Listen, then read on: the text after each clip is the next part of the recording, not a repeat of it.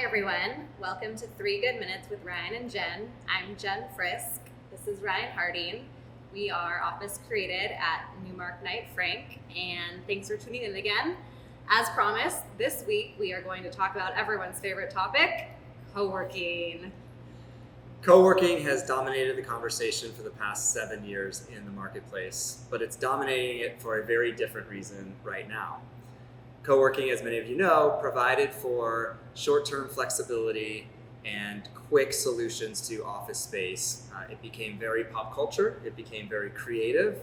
The brands became synonymous with some of the biggest names in tech. And it offered flexibility.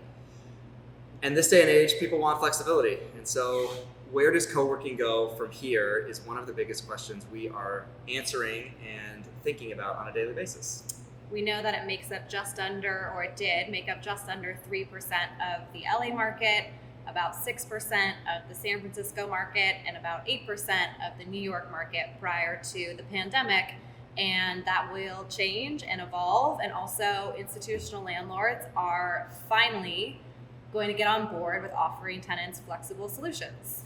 Yeah, those numbers are going to change, but that's not going to be the only change that happens with co-working. One of the biggest things that co-workers have been able to sell over the last few years is maximizing the amount of people in very small spaces. And we're not going to see that anymore because of social distancing and because of COVID. So co-working is going to evolve in the marketplace for in two ways. Number one, the way that co-working looks when you walk inside will not be the same at all. You'll probably see a lot more closed off spaces, and you will no longer see rooms of 30 people sitting in benches in a 600 square foot room the way you used to. The other thing that will evolve, which may be more interesting for the market as a whole, is how institutional owners capitalize on that and how they price it out, right? Most institutional owners will start to look at either their own co-working solutions, maybe taking as much as 10% of some of the larger buildings, dedicating that to co-working space and using it almost as a minor league system for companies coming in that want to use that on a short-term or flexible basis with the hopes that they will sign longer-term leases within the building or within their portfolio going forward. Well, and last week Ryan asked me why are landlords always the last to get on board, and co-working is no different, but lenders have had a very hard time underwriting for short-term flexible solutions in an institutional traditional office environment. So what we're starting to see is landlords speak to their lenders about how they can do that. Is it 10% of a building? Is it a different cap rate? And I think what we should all look to, which has been promising, is they have figured out how to do it in the multifamily asset class. They have figured out how to underwrite it in the hotel asset class. So I can only imagine that because of this will finally be the catalyst for them to figure it out in the office asset class.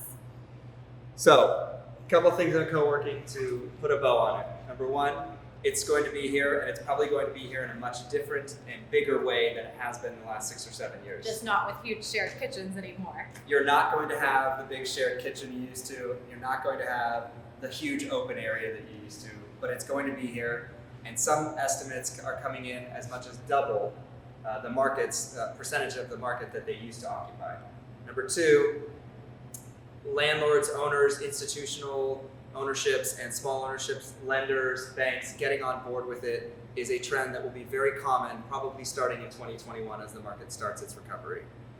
And finally, number three, and most importantly, having nothing to do with co-working, we need Jen's 1 good minute as part of 3 good minutes for COVID. Well, my favorite purchase, and I know a lot of you have done the same thing, is an outdoor fire pit, because who isn't drinking more wine right now? And what goes better with wine than fire? So that's my 1 good thing after 3 good minutes with Ryan and Jen. We'll see you next week. Thanks for tuning in.